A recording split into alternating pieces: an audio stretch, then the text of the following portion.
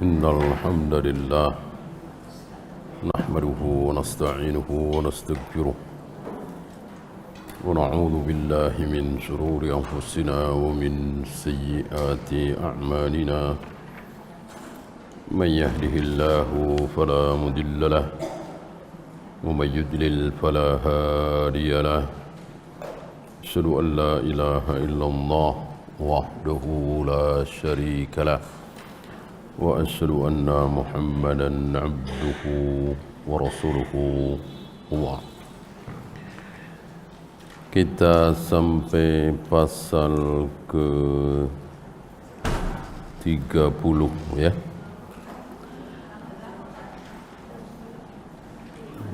(29) sudah kan? Bahwa yang terbaik di umat ini setelah Nabi adalah Abu Bakar, kemudian Umar, kemudian Utsman, kemudian Ali, kemudian Talha, Zubair, Sa'ad bin Abi Waqqas, Sa'id bin Zaid, Abdurrahman bin Auf, Abu Ubaidah bin Jarrah, dan semuanya berhak menjadi khalifah. Di saya halaman 69, tapi tidak pasti sama halamannya ya. Pasalnya insyaallah sama.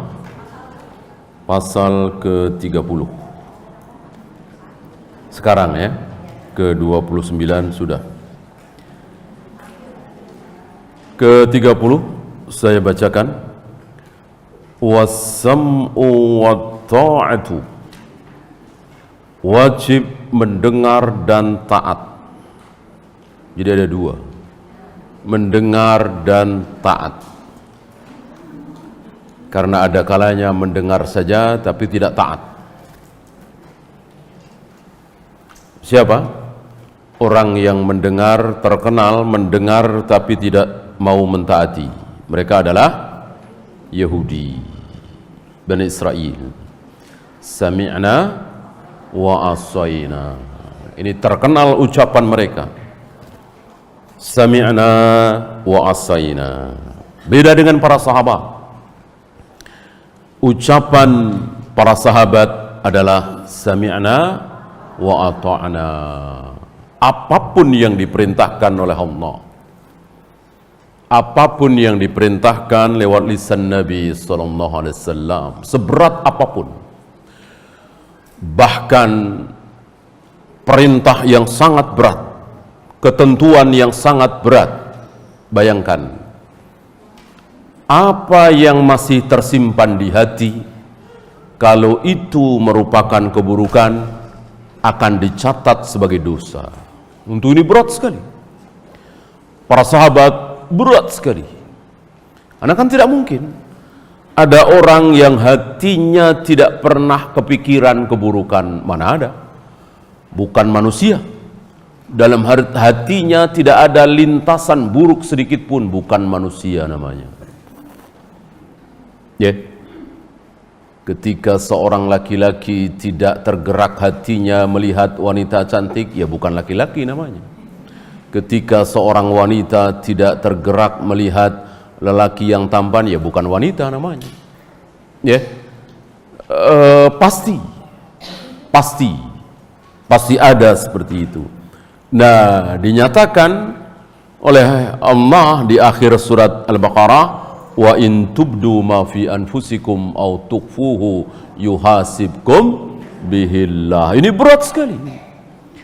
Tapi karena ini perintah Allah, perintah Nabi sallallahu alaihi wasallam, maka mereka langsung sontak mengatakan sami'na wa ata'na. Ghufranaka rabbana wa ilaikal masir. Nah, dengan ucapan inilah, dengan sami'na wa ata'na inilah, maka Allah hapus ayat tersebut secara hukum, bukan secara lafaz. Maka dihapus oleh ayat berikutnya, la yukallifullahu nafsan illa wus'aha. Tidak mungkin Allah akan membebani seseorang dengan beban di luar kesanggupannya, kan tidak mungkin. Ada orang yang hatinya tidak pernah ada lintasan buruk, tidak mungkin. Malaikat itu namanya. Nah, dengan turunnya la yukallifullahu nafsan ini, ayat tadi terhapus secara hukum. Artinya ketika ada lintasan-lintasan buruk di hati kita, kemudian lintasan itu hilang lagi, tidak kita jadikan niat untuk berbuat jahat, diampuni, dimaafkan, gitu ya. Nah, ini berhubungan dengan pemimpin, tidak berhubungan dengan Allah dan Rasulnya. Ini berhubungan dengan a'immah, imam, pemimpin, presiden, raja, khalifatul Islam, amirul mu'minin. Apa? Was-sam'u wat-ta'atu, wajib mendengar, wajib taat apapun yang diperintahkan oleh raja kita, presiden kita, khalifah kita, amirul mu'minin, apapun namanya, enggak masalah. Islam tidak terlalu pusing dengan nama dalam hal ini terutama. Terserah. Mau namanya khalifah, boleh. Mau namanya amirul mu'minin, boleh. Mau namanya presiden, raja, sultan, apalah, boleh. Yang penting dia orang nomor satu di negeri Islam itu.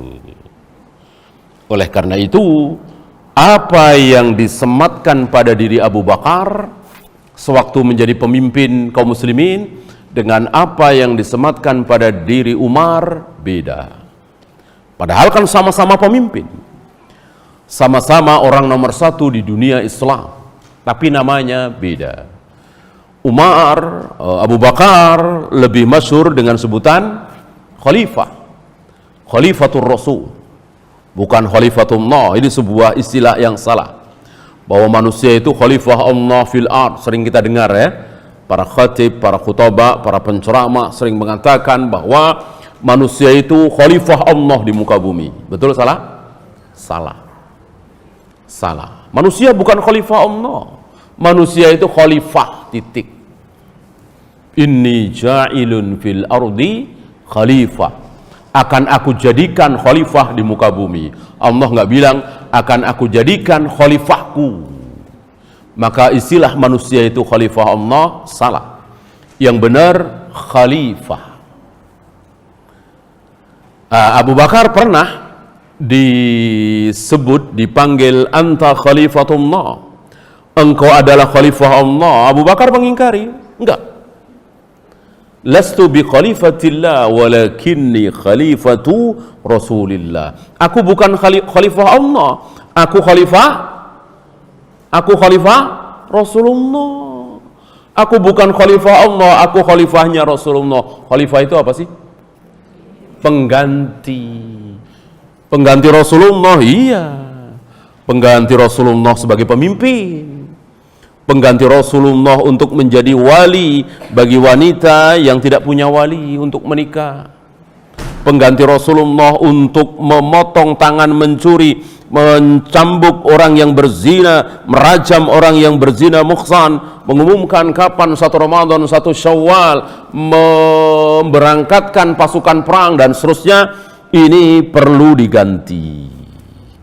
Ketika Rasul masih hidup kan beliau yang melakukannya, tidak ada yang lain. Nah, ketika beliau wafat tentu butuh orang pengganti beliau. Nah, penggantinya adalah siapa tadi? Abu Bakar. Jadi Abu Bakar itu khalifah, khalifatul Rasul, bukan khalifah Allah. Keliru. Kalau dikatakan Abu Bakar sebagai khalifatullah, keliru. Ya, berarti Abu Bakar terkenal dengan sebutan, panggilan, julukan khalifah. Adapun Umar lebih terkenal dengan julukan Amirul Mukminin. Beda kan? Istilahnya beda, lafadznya beda, maksudnya sama. Oleh karena itu, jika di satu negeri Islam mayoritas kaum muslimin ada pemimpinnya dan dia muslim, maka dia harus kita taati apapun sebutannya. Mau raja, mau sultan, mau presiden, mau khalifah, mau amirul mukminin, mau apapun. Ya, mau bahasa apapun. Nah, Sebagian anak-anak muda Khawarij yang tidak faham kaidah ini, mereka mengatakan presiden kita bukan Amirul Mukminin, raja kita bukan Amirul Mukminin, pemimpin kita bukan Amirul Mukminin, tidak harus kita taati. Ini salah, ini syubhat, ini batil, ini keliru. Yang benar, siapapun presiden kita, asal dia muslim, dia ada Amirul Mukminin yang wajib kita taati, yang tidak boleh kita caci maki, yang tidak boleh kita sebut aibnya di depan umum. Presiden punya aib enggak? Pasti. Ibu punya aib enggak? Saya punya aib enggak? Enggak ada manusia yang enggak punya aib. Ketika aib ibu tertutup dari saya, ketika aib saya tertutup dari ibu, ini adalah musibah apa nikmat? Nikmat. Nikmat. Coba saya tahu aib ibu, ibu tahu aib saya, enggak nikmat. Ya kan? Saya ngomong, ibu nggak mau dengerin. Elah. Dia begini. Karena ibu tahu aib saya, alhamdulillah nggak tahu. Ya kan? Nggak tahu aib saya, ya kan? Dan nggak perlu tahu. Makanya saya ngomong, ibu mau dengerin. Coba kalau ibu tahu aib saya. Makanya alhamdulillah, kita saling tidak tahu aib kita masing-masing. Tidak ada manusia yang tidak punya aib. Ya? Hatta para sahabat punya aib, ditutup oleh Allah, dan kita saling menutupi. Apalagi presiden, pemimpin, lebih kita tutupi lagi. Maka jika kita tahu presiden kita, raja kita, pemimpin kita berbuat kesalahan, minum khamr misalnya, berzina misalnya, berjudi misalnya, apalah, wajib kita tutupi. Gitu. Itulah maksud sabda Nabi, la yambagi lil muslim ayyudilla nafsahu. Tidak pantas seorang muslim mencaci maki dirinya sendiri, menghinakan dirinya sendiri. Tidak pantas. Tidak boleh seorang muslim menghina dirinya sendiri, mencaci dirinya sendiri. Para sahabat bertanya, apa ada seorang muslim yang menghina dirinya sendiri? Nabi menjawab, ada. Ketika apa? Ketika dia mencaci maki penguasanya, merendahkan pemimpinnya, menjelek-jelekkan presidennya, rajanya, berarti mereka sedang mencaci maki, merendahkan dirinya sendiri. Kenapa? Dianggap merendahkan dirinya sendiri. Menghina presiden berarti menghina dirinya sendiri. Rakyat yang sedang mencaci maki presiden berarti rakyat itu sedang mencaci maki dirinya sendiri. Kenapa?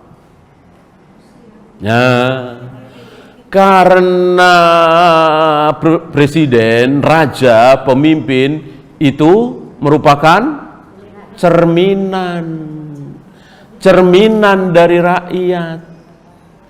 Mayoritas rakyat begitu, itulah presidennya, itulah rajanya, itulah pemimpinnya, cerminan. Gitu ya. Maka ada pertanyaan, kenapa presiden Amerika dari dulu sampai sekarang Kristen semua? Jawabnya apa? Kenapa nggak ada yang Muslim satupun? Jawabnya mudah, karena mayoritas rakyatnya Kristen. Gitu ya. Kenapa Perdana Menteri Jepang dari dulu sampai sekarang Shinto terus? Jawabannya mudah. Karena rakyatnya mayoritas ya Shinto. Kenapa Presiden Indonesia dari Pak Karno, Pak Harto, Habibie sampai sekarang Muslim semua? Karena mayoritas rakyat Indonesia Muslim. Kenapa presidennya Muslim begitu? Ya, kita tahu lah ya, nggak kelihatan sholat berjamaah di masjid, nggak berjenggot. Kenapa Muslimnya begitu? Ya karenanya rakyatnya Muslimnya juga begitu, kan gitu ya kan. Mayoritas rakyat kan begitu. Mayoritas rakyatnya tidak sholat berjamaah di masjid, tidak memanjangkan jenggot, tidak menutup aurat. Mayoritasnya begitu. Ya diberi presiden yang seperti itu. Jadi pemimpin itu cerminan dari rakyat. Inilah jawaban dari Ali bin Abi Thalib ketika ditanya oleh sebagian orang-orang Khawarij, kenapa kepemimpinan Anda tidak sebagus kepemimpinan Abu Bakar dan Umar? Apa jawab Ali bin Abi Thalib? Mudah sekali. Kenapa hari itu Allah memberikan pemimpin sehebat, semulia Abu Bakar dan Umar? Karena karena yang jadi rakyat adalah Utsman, Ali, Zubair, Thalha, Abdurrahman bin Auf. Luar biasa. Rakyat-rakyat yang saleh, yang amanah, yang zuhud, yang wara', yang bertakwa. Maka wajar Allah hadiahi rakyat yang seperti itu seorang pemimpin sehebat semulia Abu Bakar Umar. Nah sekarang wajar Allah berikan kepada kalian pemimpin yang seperti aku ini, karena yang jadi rakyat ya kalian seperti ini. Itu Ali bin Abi Thalib yang mengatakan, tentu ribuan kali lebih mulia dari kita semua. Bagaimana seandainya hari ini? Ya, maka jangan bermimpi, jangan berkhayal. Sekarang ini kita punya presiden, punya raja, punya pemimpin seperti Umar bin Abdul Aziz, seperti Harun ar-Rasyid, apalagi seperti Umar bin Khattab. Ini kita berarti sedang mimpi. Kenapa? Ya rakyatnya seperti ini, gimana?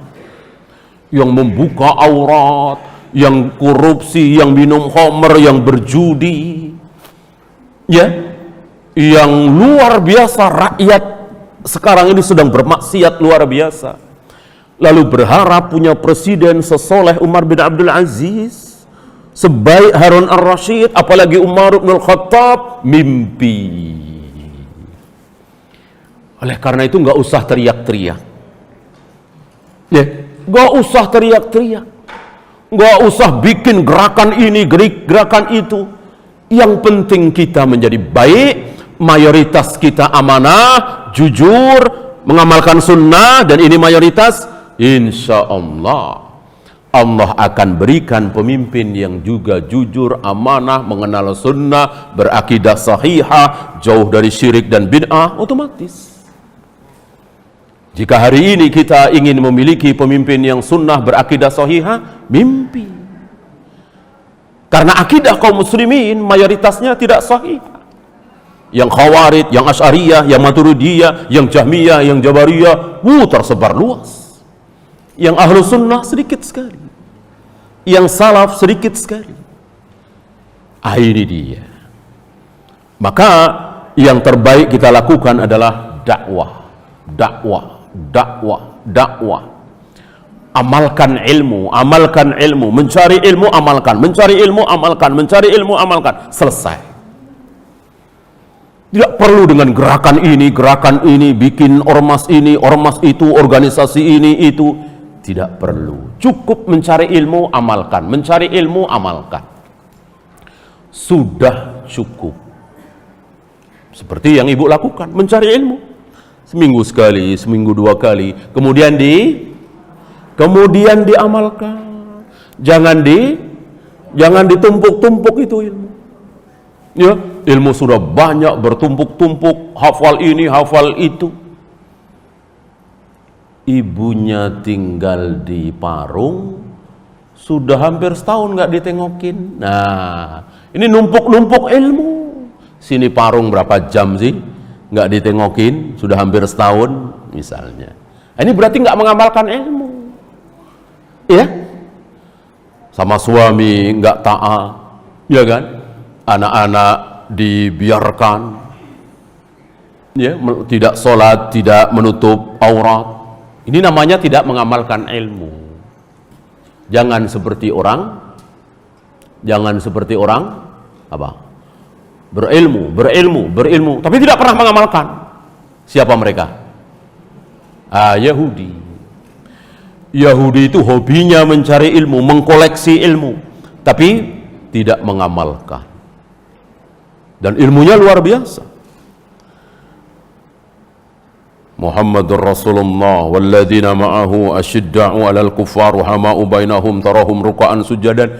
Ini orang Yahudi tahu bagaimana ciri-ciri Muhammad, Abu Bakar, Umar, para sahabat. Orang-orang Yahudi tahu persis.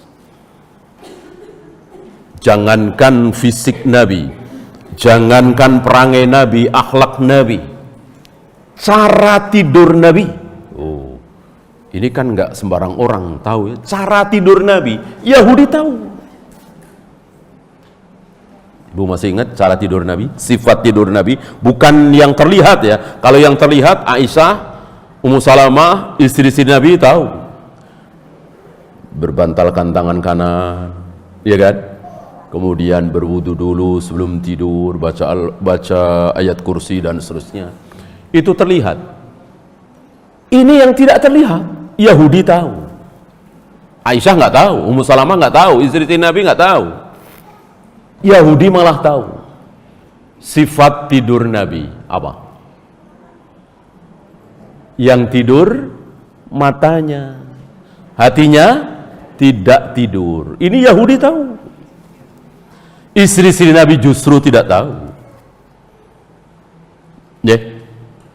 Tapi pengetahuan Yahudi, ilmu Yahudi yang luar biasa seperti itu, bukannya mendorong mereka untuk datang kepada Nabi, menyalami tangan Nabi, mengucapkan syahadat, berbaiat di hadapan Nabi. Kan mestinya begitu. Orang tahu persis siapa Rasulullah SAW, nggak mungkin bohong. Malah dikatakan dia berdusta, dia pembohong, dia bukan Nabi, dia bukan Rasul. Baghyam bainahum, karena iri, karena dengki, hasad. Ini luar biasa kebejatan Yahudi. Mestinya mereka sebagai orang yang pertama kali beriman, kenyataan malah tidak. Ya, ibu jangan sampai seperti orang Yahudi, menumpuk-numpuk ilmu lalu tidak diamalkan. Amalkan ilmu. Yang ibu bisa amalkan, amalkan. Yang nggak bisa, ibu tahu tata cara haji, umroh dari awal sampai akhir, tapi ibu belum bisa mengamalkan, belum bisa ke sana, nggak ada uang, nggak ada biaya. Ya nggak usah. Yang ibu bisa amalkan, sholat, puasa, qiyamul lail, bangun malam, taat kepada suami, kan bisa ini diamalkan sehari-hari. Itu dia. Dengan berilmu, mencari ilmu, mengamalkan ilmu, insyaallah ta'ala Allah akan berikan pemimpin yang soleh, pemimpin yang baik. Ya. Fima yuhibbullahu wa yarda. Dalam hal ini perlu digarisbawahi. Karena ayatnya ati'ullah wa ati'ur rasul. Terus wa ulil amri minkum. Apa yang menarik dari ayat ini? Saya ulangi, ati'ullah wa ati'ur rasul wa ulil amri minkum. Ada yang janggal kalau kita dengarkan, coba. Ati'ullah wa ati'ur rasul wa ulil amri minkum. Padahal terjemahnya apa? Taatilah Allah, taatilah Rasulullah, taatilah ulil amri, kan begitu? Nah, tapi ada yang janggal di ayat itu. Ati'ullah wa ati'ur rasul wa ulil amri minkum. Mestinya wa ati'u ulil amri minkum, kan gitu. Kan disuruh taati semua. Allah suruh taati, Rasul suruh taati, uli amri pemimpin presiden suruh taati. Kenapa ati'unya cuman dua? Mestinya tiga. Ati'ullah wa ati'ur Rasul wa ati'u uli amri minkum. Apa iya Allah salah, kurang satu? Iya nih kurang satu nih. Tambah dah satu lagi. Apa iya begitu? Ya, nggak mungkin Allah salah, nggak mungkin Allah lupa, nggak mungkin Allah keliru. Itu betul niat Allah seperti itu, dan itu ada fawaidnya, ada maksudnya, ada faedahnya. Kenapa atiu tidak diulang lagi? Jawabannya menunjukkan bahwa taat kepada uli amri itu tidak mutlak kok. Tidak mutlak kok. Beda taat kepada Allah dan Rasulnya, mutlak. Taat kepada ulil amri terkait, muqayyad istilahnya, dengan ketaatan kepada Allah dan Rasulnya. Yang pegawai negeri, perempuan, khusus hari Senin ketika upacara, jangan pakai jilbab. Nah, taati jangan. Jangan. Nah, berarti kan nggak mutlak. Berarti nggak mutlak, ya. Yang berjenggot terlalu panjang, potong, ya. Yang penting hitam aja di dagu, jangan kepanjangan. Nah, pegawai negeri, taati jangan, jangan. Dosa kan, memotong jenggot itu nggak boleh sebelum segenggam.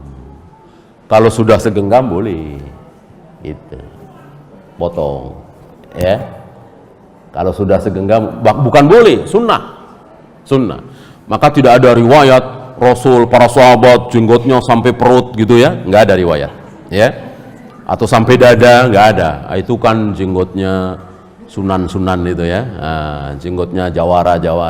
Jenggotnya Rasul dan para sahabat segenggam, ya. Jadi digenggam, potong sini, bukan di sini, potong, ya, di sini, ya. Ketika dipotong sebelum segenggam tentu maksiat. Walaupun itu perintah gubernur, presiden, tidak boleh.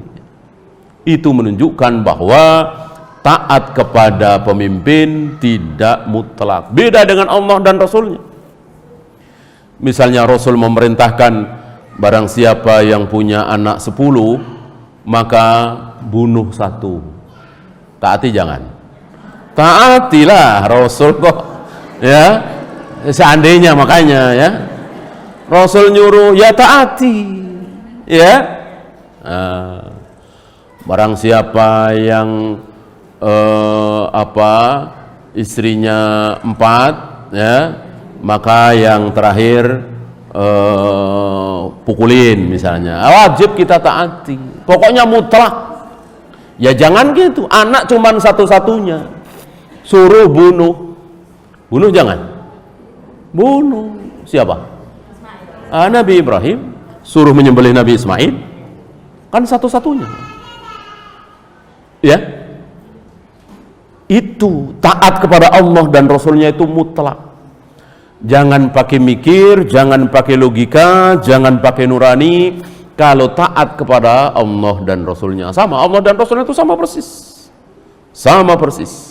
Ibu jangan mengatakan pertama taat kepada Allah, kedua taat kepada Rasulullah. Betul?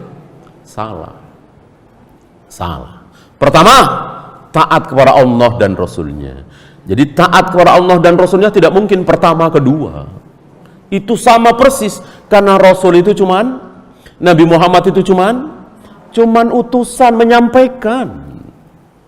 Jadi nggak ada Nabi ngarang sendiri, ijtihad sendiri, pikiran sendiri, nurani sendiri, logika sendiri, nggak ada. Wa ma yantiqu anil hawa in huwa illa wahyu yuha. Itu penegasan dari Allah. Dia Muhammad tidak mungkin berbicara berdasarkan hawa, keinginan pribadi. Semua yang keluar dari mulutnya adalah wahyu.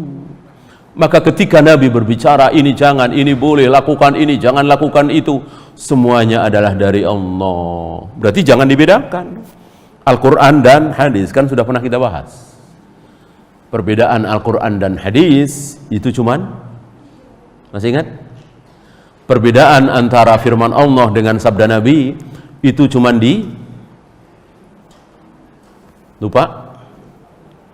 Apa belum? Sudah, insya Allah sudah. Kalau buka catatan insya Allah ada.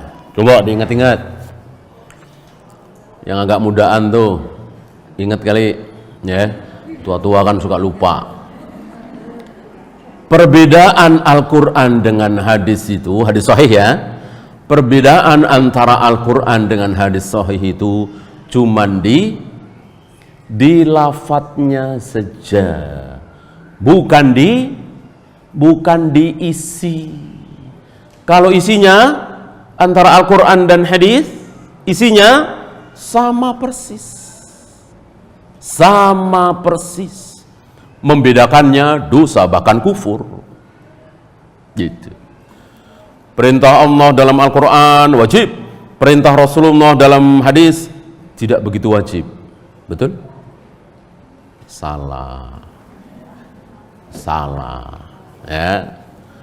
Perintah Allah dalam Al-Quran wajib, perintah Nabi dalam hadis sunat saja. Betul? Salah. Mau dalam Al-Quran, mau dalam hadis, mau perintah Allah, mau perintah Rasulullah, hukum asalnya wajib. Ya, jangan bedakan antara Al-Quran dan Sunnah kecuali dari segi lafadz. Lafadz hadis bisa dirubah-rubah enggak? Lafadz hadis bisa dirubah-rubah enggak? Bisa.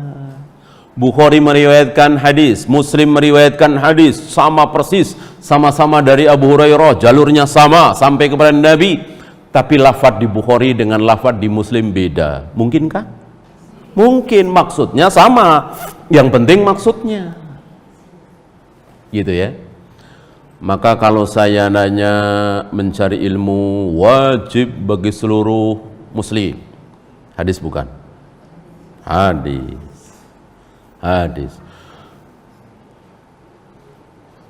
Haram, tidak halal bagi wanita yang mengaku beriman kepada Allah dan hari akhir bersafar tanpa mahram 3 hari 3 malam. Hadis bukan? Hadis. Setan akan lari dari rumah yang dibacakan surat Al-Baqarah. Hadis bukan? Hadis. Tidak boleh dipersiapkan perjalanan ibadah kecuali menuju 3 masjid, Masjidil Haram, Masjid Nabawi, Masjidil Aqsa. Hadis bukan? Hadis. Ya. Dengan nama Allah yang Maha Pengasih lagi Maha Penyayang. Al-Quran bukan? Bukan.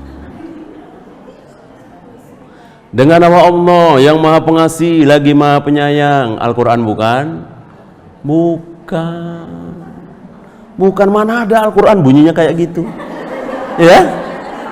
Bukan Al-Quran itu. Yang Al-Quran bunyinya Bismillahirrahmanirrahim. Ya? Dengan nama Allah yang Maha Pengasih, bukan Al-Quran. Itu terjemahan bahasa Indonesia, bukan Al-Quran.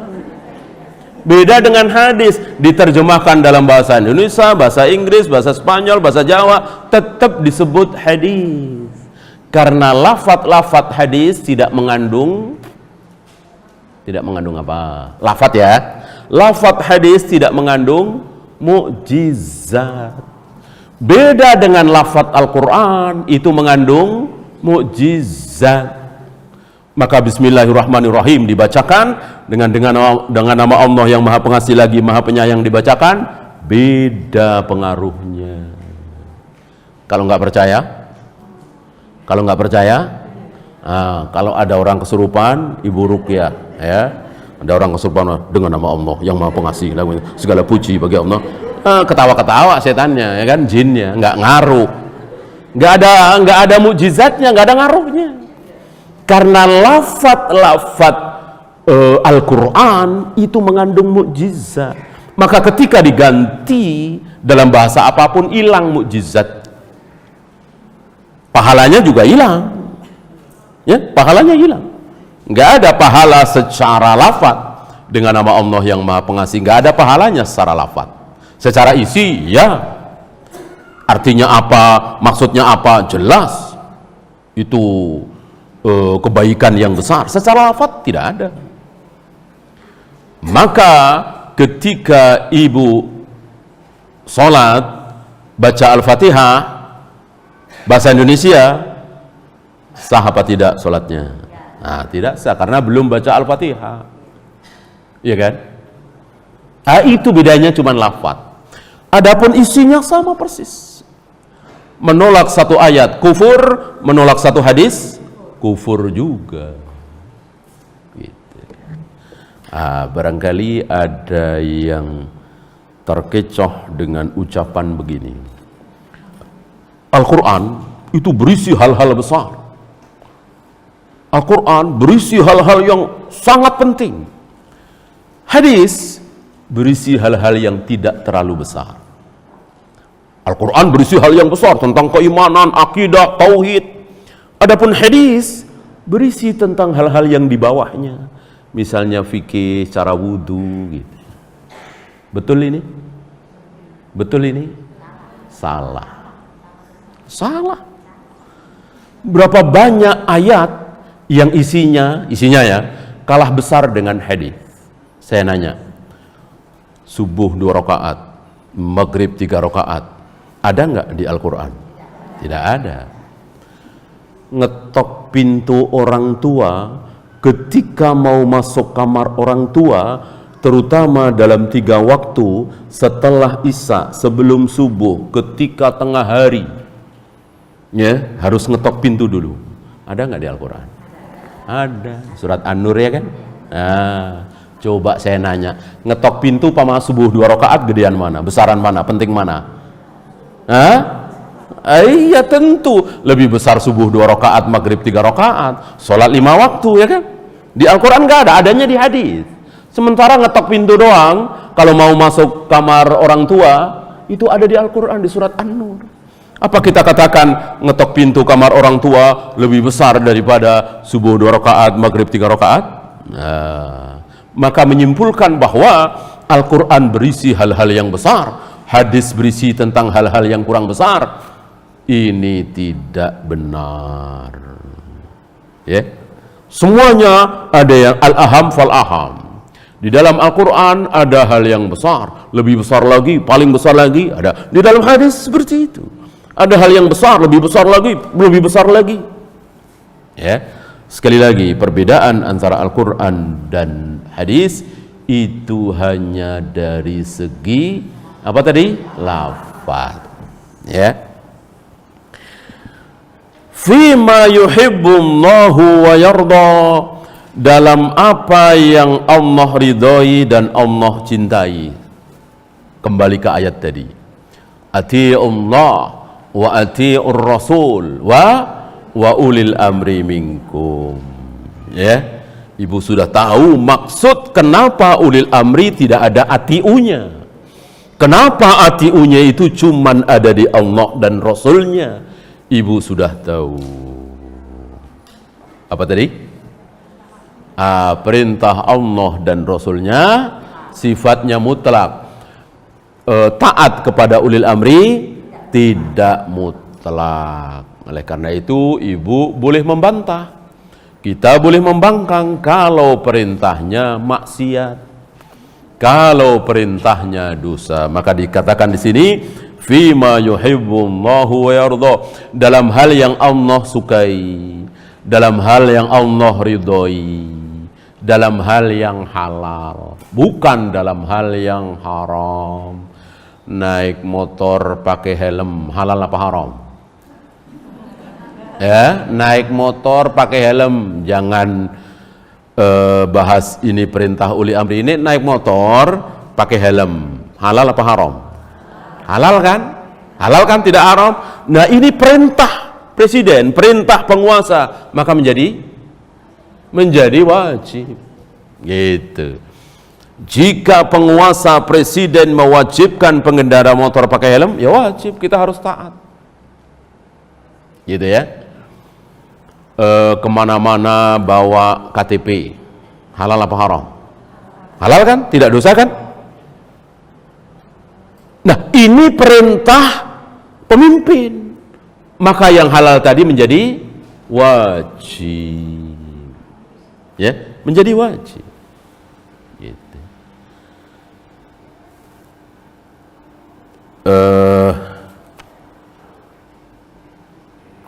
Ngecat rambut, menyemir rambut warna hitam.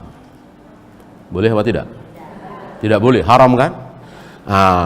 Misalnya pemerintah menyuruh bagi yang sudah beruban semirlah pakai warna hitam. Taati jangan. Jangan. Ini maksudnya. Kan tidak mutlak. Gitu. Kecuali di luar hitam wajib kita taati. Kan bebas.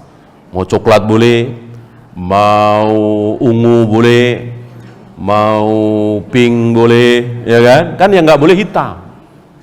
Nah, pemerintah mewajibkan laki-laki ya, perempuan kan nggak kelihatan, untuk menyemir rambut warna kuning misalnya, wajib taati.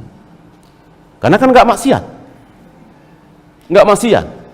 Ketika tidak maksiat, wajib kita taati, walaupun kita tidak suka, walaupun nyebelin istilah kita, ya kan? Perintah nyebelin. Ya, kalau itu halal, maka wajib kita taati. Kalau haram jangan.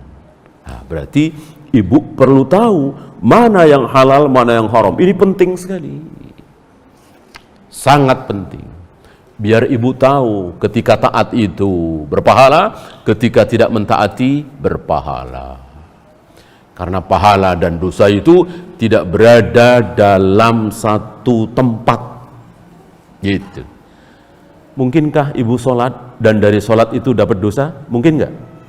Mungkin. Ibu puasa, dari puasa itu ibu dapat dosa? Mungkinkah? Mungkin. Ibu taat para suami dan ketika taat itu dosa, mungkinkah? Mungkin. Nah, ini yang saya maksud. Maka butuh ilmu.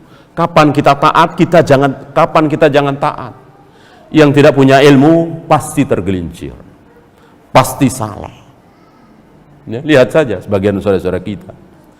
Biar ibu kita tenang di sana setelah dikubur, biar ibu kita dapat aliran pahala dari kita, biar ibu kita diampuni dosanya. Jangan lupa kita tahlilkan 3 harinya, 7 harinya, 40 harinya, 100 harinya, 1000 harinya. Lihat, saudara-saudara kita. Kenapa? Karena mereka nggak tahu kalau tahlilan itu haram, bid'ah. Tidak ada contoh dari Nabi SAW. Mereka tidak tahu.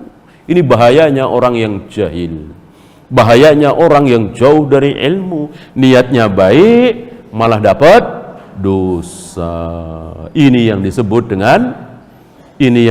dengan syubhat. Maka musibah besar ketika ibu tertimpa syubhat. Ini musibah, ini sulit untuk membetulkan, tidak mudah. Beda kalau ibu kenapa? Kena syahwat, mudah. Ibu kena syahwat, apa minum khamar, apa-apa, ini membetulkannya mudah. Kenapa mudah? Kenapa mudah? Karena dia sadar, dia faham, dia ngaku bahwa yang aku lakukan ini dosa, yang aku lakukan ini salah. Ya?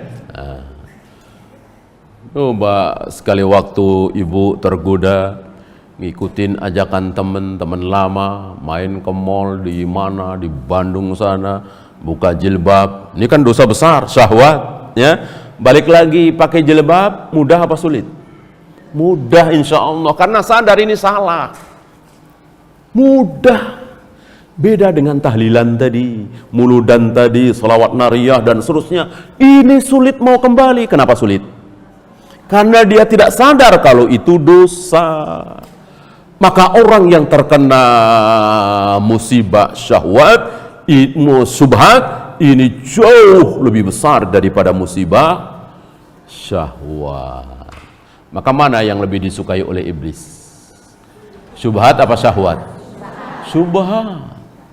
Iblis lebih suka dengan syubhat daripada kepada syahwat. Syahwat suka, jelas.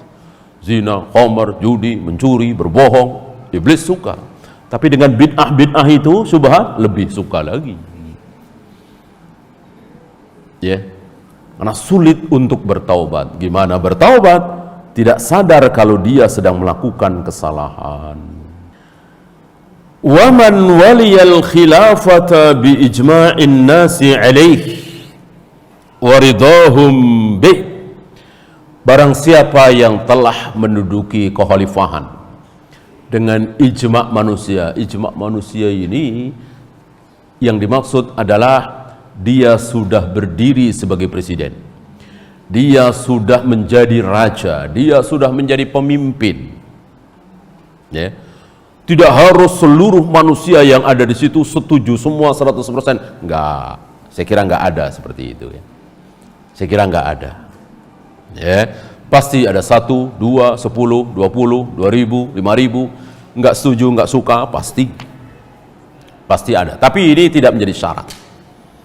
Ya. Fahuwa amirul mu'minin, itulah amirul mu'minin. Itulah amirul mu'minin yang wajib kita taati apapun caranya. Mau turun temurun seperti kerajaan, mau pakai pemilihan demokrasi, bahkan cara yang lebih buruk, kudeta misalnya, terserah, urusan dia, dosa dia. Ambil misal buruk, hari ini misalnya ada seorang jenderal yang membunuh presiden kita. Jelas ini dosa besar. Lalu dengan kesombongannya, dengan kekuatannya, ini muslim ya, jenderal ini muslim. Si jenderal ini mengatakan, mulai sekarang akulah presiden. Ya. Kita taati jangan. Kita taati jangan jenderal ini. Taati jangan. Taati. Perkara dia berdosa membunuh presiden sebelumnya, urusan dia. Urusan kita sudah jadi pemimpin, sudah mau diapain lagi? Ya, kalau rakyat nggak terima, memberontak, lebih baik apa lebih buruk? Lebih buruk, perang saudara, pertumpahan darah, mendingan udah, dosa dia yang tanggung. Ya, itu cerdas rakyat seperti itu. Wow, jangan begitu, jangan biarkan nggak sah, lalu turun ke jalanan, lalu melawan aparat. Ini malah buruk. Perang saudara. Ya, maka sudah urusan dia. Sekarang yang gampang aja dah. Ada di antara kita mungkin, atau si fulan lah ya, lahir akibat perzinahan, ya, dan akhirnya dia tahu, walaupun ayah ibunya akhirnya menikah, ya, dan dia lahir istilahnya anak haram, hasil zina, besar, dia muliakan apa tidak ibunya? Dia muliakan nggak ibunya? Muliakan. Taat nggak sama ibunya? Taat. Dia hormati nggak ibunya? Hormati. Perkara dia terjadi hasil zina, itu urusan ayah dan ibu. Dosa kepada Allah, dan insya Allah, Allah maha pengampun. Dosanya insya Allah sudah diampuni oleh Allah. Ngapain kita ungkit-ungkit lagi? Ya, sudah, kita taati. Kita muliakan ibu kita. Tidak boleh kita ungkit-ungkit terus, malah kita marah, kita dendam. Kenapa ibu berzina, akhirnya lahir saya? Jangan, sudah selesai, mau diapain lagi? Kan ibu juga tahu zina itu haram. Ngapain mesti diungkit-ungkit lagi? Apalagi ibu sudah bertaubat, ya kan? Ini dia. Ya. Oleh karena itu, ibu masih ingat Ibnu Umar diem. Ibnu Umar diem. Ketika apa? Ketika terjadi perselisihan, ketika terjadi peperangan, ya, antara dua kubu itu, diam saja, udah biarin aja lah, nggak ikut-ikutan, perseteruan antara Ali dengan Muawiyah. Ya. Setelah siapa yang menangkan, akhirnya Ali terbunuh, ya kan?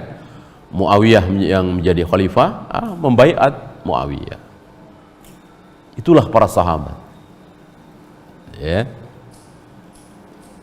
Jadi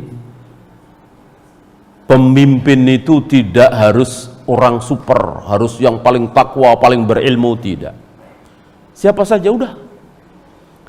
Dan ketika pemimpin kita itu orang buruk, maka kita harus apa tadi?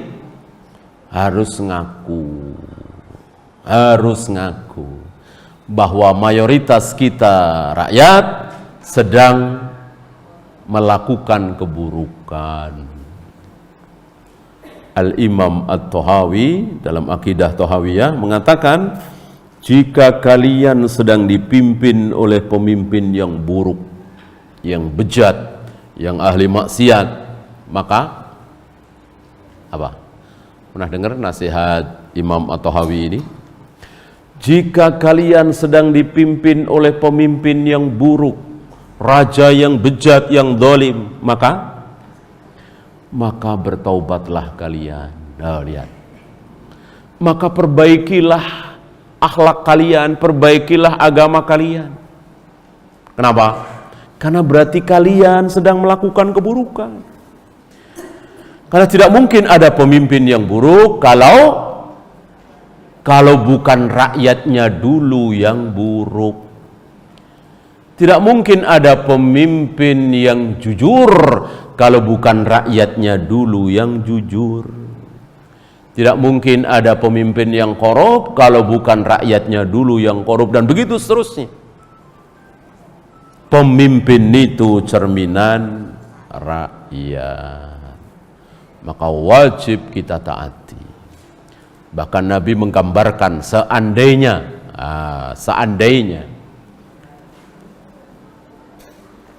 kan banyak Nabi bicara tentang seandainya. Yang ibu masih ingat apa, Bu?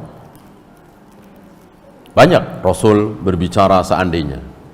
Kita kan nggak boleh seandainya masalah nasib, ya. Coba seandainya tadi saya nggak naik angkot, insya Allah kaki saya nggak akan patah seperti ini. Boleh nggak ngomong begitu? Nggak boleh, nggak boleh. Coba tadi saya nggak mau, ya, diajak temen naik mobilnya, saya nggak akan celaka seperti ini. Nggak boleh. Yang boleh apa? Ketika kita celaka, kaki diamputasi, badan luka-luka karena kecelakaan, karena salah naik mobil misalnya, maka qadarullah wa ma syaa fa'ala. Itu yang boleh kita ucapkan. Itu semua takdir dari Allah. Apa yang terjadi pasti atas kehendak Allah. Memang Allah menghendaki seperti ini. Ya. Jadi ibu jangan mengucapkan seandainya. Ya. Nabi mengucapkannya. Dan itu boleh, dan itu ilmiah. Bukan masalah nasib. Termasuk yang akan kita bahas ini. Yang sudah sering kita bahas, seandainya aku boleh memerintahkan manusia untuk sujud kepada sesama manusia, maka aku perintahkan para istri sujud kepada suami. Ya, ini ilmu, maka boleh walaupun seandainya. Ya, seandainya bukan karena hawa, maka tidak ada wanita yang akan mengkhianati suami, merayu suami untuk berbuat dosa. Ada. Seandainya bukan karena Yahudi Bani Israel, maka tidak akan ada daging busuk. Daging busuk itu gara-gara Yahudi Bani Israel. Diawali, maksudnya diawali oleh Yahudi Bani Israel. Ya. Seandainya kita memiliki harta seluruh apa yang ada di muka bumi, lalu kita serahkan kepada kedua orang tua kita, maka sudah terbayarkah budi baik orang tua? Belum. Ya. Seandainya suami penuh luka di badannya, koreng, lalu dijilati oleh istrinya, maka sudah cukup istri itu berbakti kepada suami? Belum. Ya. Sekarang seandainya punggungmu dipukuli oleh presidenmu, rajamu, hartamu diambili, hartanya diambil, ya, maka jangan melawan. Tuh. Luar biasa. Ya, sampaikan hadis ini, sabda Nabi ini kepada anak-anak muda Khawarij. Jangankan dipukuli, jangankan diambili hartanya, itu presiden cuman melakukan ini, melakukan itu, dicaci maki habis. Tidak mau mereka taat kepada raja, kepada presiden, kepada Amirul Mukminin. Kata Nabi, punggungmu dipukuli, hartamu diambili, jangan lawan. Kata Nabi SAW. Alhamdulillah sampai detik ini pemimpin kita, presiden kita belum berbuat sekeji itu. Gimana kita mau melawan? Ya, maka stop perlawanan, cacian, makian kepada pemimpin. Selagi presiden kita Muslim. Kan belum pernah kita dengar presiden Indonesia Kristen, Hindu, Buddha, Muslim terus. Maka wajib kita taati. Di riwayat lain apa? La ma sallau. Jangan kalian lawan selagi presiden itu masih sholat. Nah, ciri khas Muslim kan sholat. Maka ketika raja kita, pemimpin kita, Amirul Mukminin kita sudah tidak sholat lagi, baru boleh dilawan. Boleh ya, bukan harus. Boleh saja. Ngelawan boleh, nggak ngelawan juga nggak apa-apa. Sabar juga nggak apa-apa. Ya. Kalau dirasa rakyat bersatu, punya kekuatan, silahkan lawan, gulingkan. Kalau nggak apa-apa. Bersabar memiliki presiden yang tidak sholat. Dan tidak sholatnya ini terus terang-terangan. Bukan dari jam 11 pagi sampai jam 5 sore duduk di situ terus ngobrol, ceramah, rapat. Berarti nggak sholat nih. Nggak bisa seperti itu. Itu kan dugaan. Ya. Artinya kan bisa saja dijamak, bisa saja macam-macam lah jawabannya. Kemungkinannya. Jadi terus terang. Mulai sekarang saya sudah tidak sholat lagi. Bagi saya sholat itu udah nggak perlu. Itu sudah boleh diperangi, sudah boleh digulingkan. Tapi sekali lagi boleh, bukan harus. Dan wajib berlemah lembut. Tidak boleh kasar ucapannya di hadapan Amirul Mukminin. Apa kata Allah kepada Musa dan Harun saat mau berangkat menemui Fir'aun, manusia paling bejat di muka bumi, manusia paling buruk di muka bumi, Fir'aun. Apa kata Allah?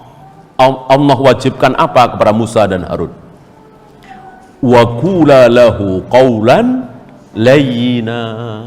Wahai Musa, wahai Harun, sampaikan dakwah ini kepada Fir'aun dengan ucapan yang lain, yang lembut, yang sopan, yang santun. Kenapa?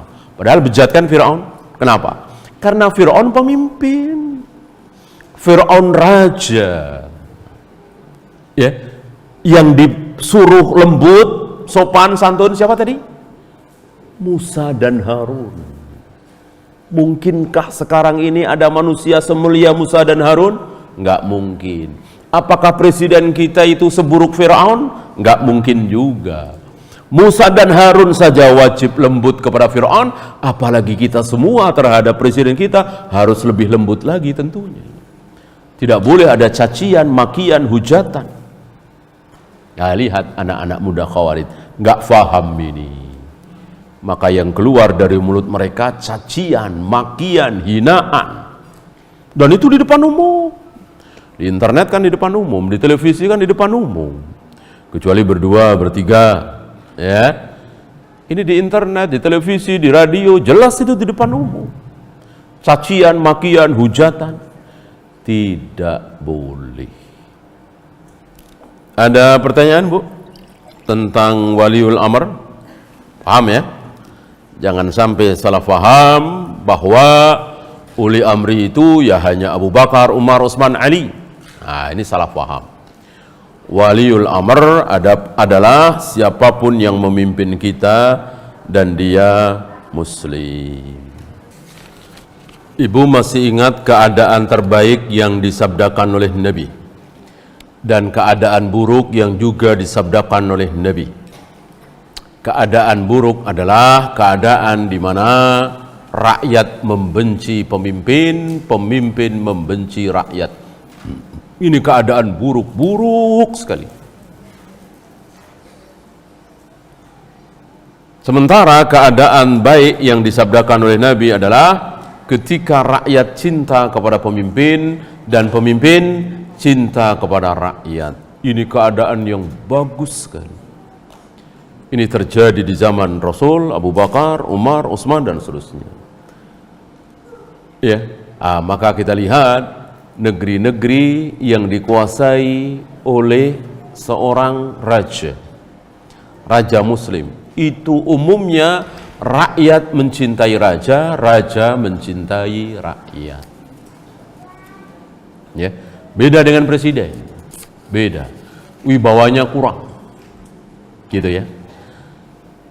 Jangankan rakyat Saudi, jangankan rakyat Saudi, rakyat Indonesia kaum muslimin cinta nggak sama Raja Salman? Lihat, terbukti kan? Ketika beliau kemari luar biasa rakyat, gitu ya. Jangankan rakyat Saudi, rakyat Indonesia saja cinta. Itulah raja. Gitu. Beda dengan presiden, ya. Presiden Prancis ke Indonesia cuek aja kaum muslimin. Presiden Amerika apalagi ya kan. Presiden mana mau Jepang, mau Inggris, Prancis ke Indonesia, rakyat cuek. Yang repot paling wartawan ya kan. Begitu Raja Salman luar biasa. Ya.